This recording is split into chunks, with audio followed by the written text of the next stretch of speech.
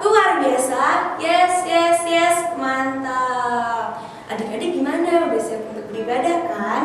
Tapi sebelum itu kita mau bersatu dalam doa. Kita lipat tangannya, tutup matanya. Tuhan Yesus yang baik, terima kasih Tuhan atas hari ini. Kami dapat kembali berkumpul Tuhan, walaupun online Tuhan.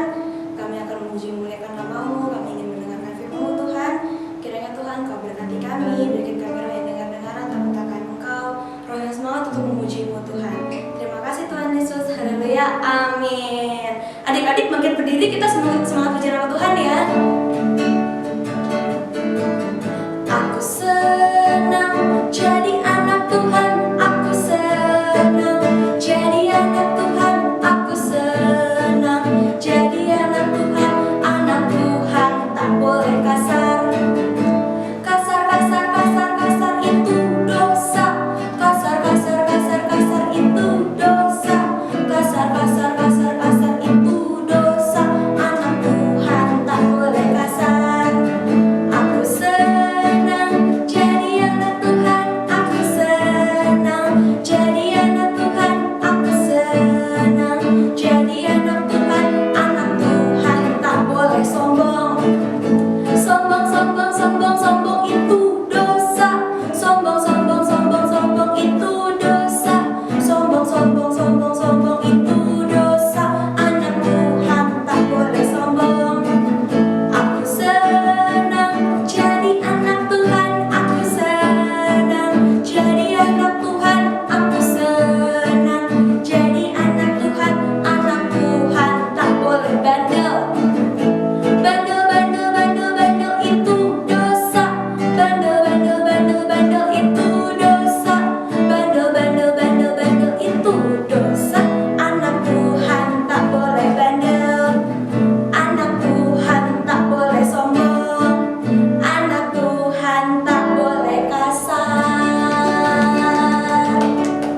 Adik-adik dipersilakan untuk duduk. Kita persiapin hati kita. Kita akan puji Tuhan lebih lagi.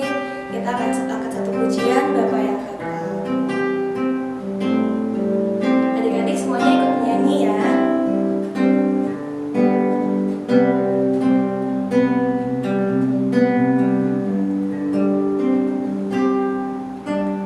Kasih yang sempurna telah ku terima darimu, bukan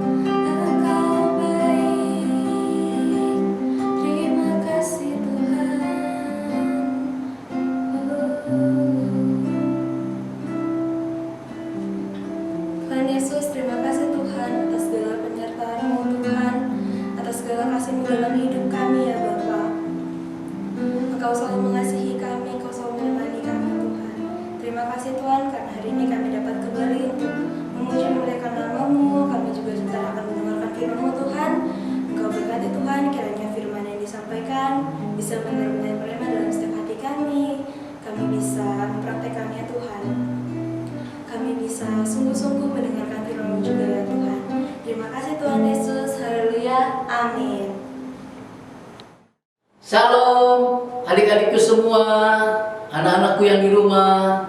Selamat berjumpa kembali dengan Brother John di sini. Adik-adik, hari ini saya mau ingatkan adik-adik semua cerita tentang minggu kemarin. Masih ingat adik-adik? Ya, Nebukadnezar yang direndahkan Tuhan. Karena apa? Betul, karena dia sombong. Dia menganggap bahwa semuanya itu berkat kerja keras dia.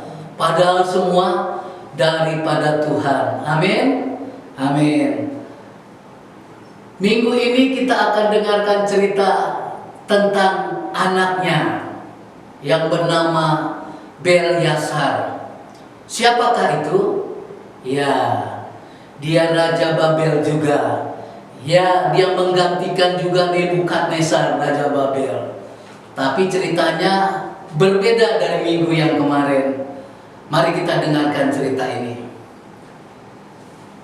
Di Raja Babel, di kerajaan Babel ada pesta yang besar. Raja mengundang 1.000 orang untuk hadir. Pembesar-pembesarnya, para istri-istri mereka, para gundik-gundik mereka diundang dalam perjamuan yang besar itu. Mereka minum-minum anggur, berpesta ria. Dan ketika mereka berpesta, Raja Belshazzar ini memerintahkan untuk membawa barang-barang kudus yang di rumah Tuhan di Yerusalem untuk dipakai dalam pesta itu. Padahal barang-barang kudus itu kepunyaan Allah, untuk ketika mereka mengadakan perayaan, barang-barang itu dipakai untuk memuliakan Tuhan. Dan Raja Belshazzar memakai itu untuk mereka minum-minum anggur, mabuk-mabukan. Ketika mereka minum, mereka memuji dewa-dewa mereka yang terbuat dari emas, perak, tembaga, bahkan dari batu, kayu. Mereka memuji-muji Allah mereka ketika mereka minum-minum dengan perkakas emas yang dari Yerusalem itu. Tiba-tiba, tahu nggak adik-adik apa yang terjadi? Ketika mereka sedang minum, ada punggung tangan yang menuliskannya dengan jari di dinding kerajaan Babel itu. Raja Belshazzar takut. Dia mukanya pucat. Dan dia gemetaran. Karena apa? Karena ketakutan, saking ketakutannya.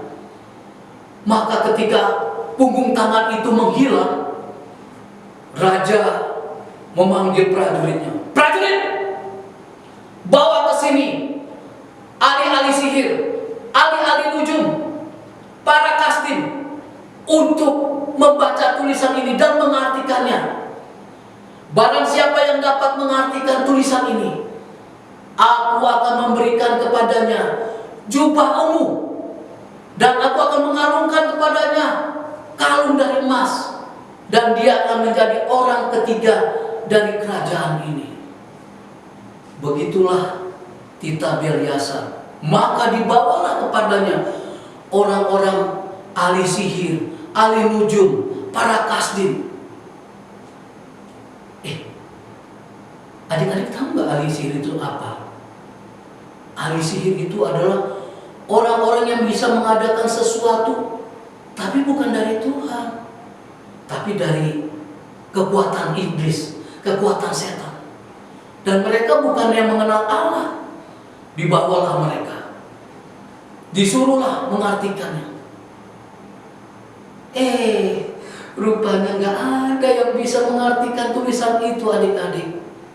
Raja tambah gelisah.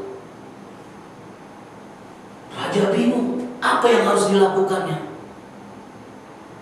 Tetapi akhirnya permaisuri datang menghampiri Raja Belshazzar ini dan mengatakan kepada Raja Belshazzar ini, "Tuanku Raja, di kerajaan Babel ini ada seorang yang dipenuhi roh para dewa, roh Allah yang maha tinggi.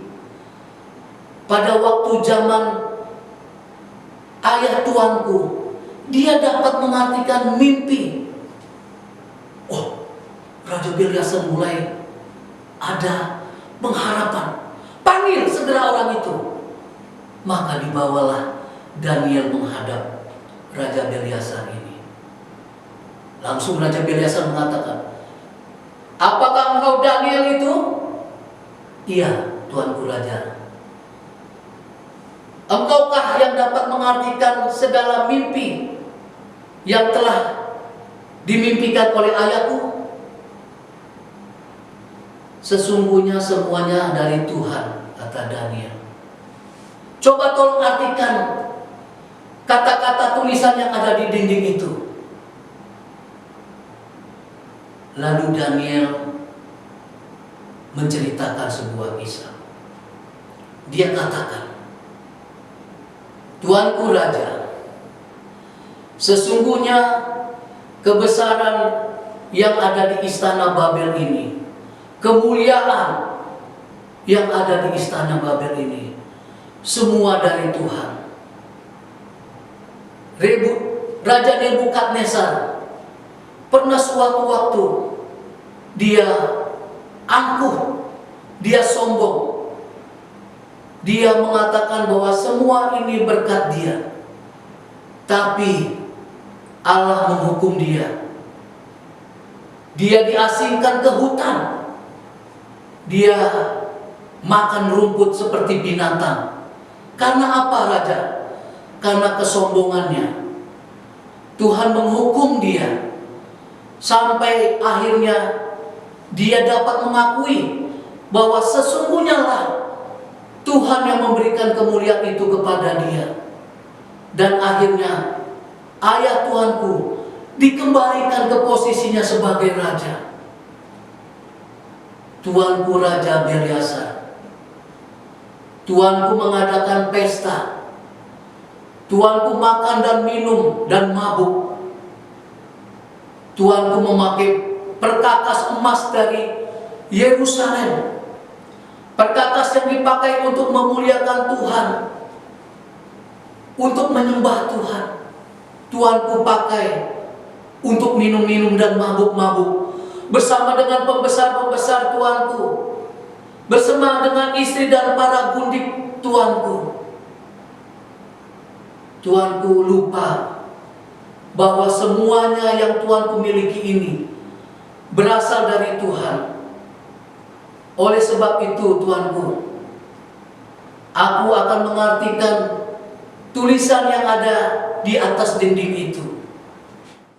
Mene, mene, artinya masa pemerintahan tuanku dihitung oleh Allah dan telah diakhiri.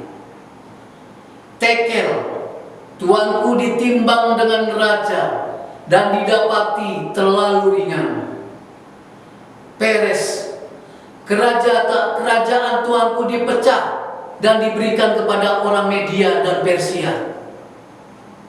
Demikianlah raja, arti dari tulisan yang ada di dinding itu. Maka Raja Belshazzar ini makin pucat dia. Tapi dia juga ingat akan janjinya. Sehingga Daniel diberikan jubah ungu dan lehernya dikalungkan kalung emas, dan dia diangkat menjadi orang ketiga di dalam kerajaan itu. Dan apa yang terjadi, adik-adik? Pada malam itu Raja Belshazzar ini dibunuh oleh orang-orang Media dan Persia.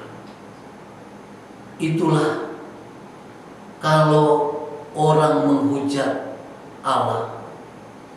Adik-adik, jangan pernah menghujat Allah. Ayat hafalan kita minggu ini mengatakan, Galatia 6 ayat 7. Jangan sesat. Allah tidak membiarkan dirinya dipermainkan.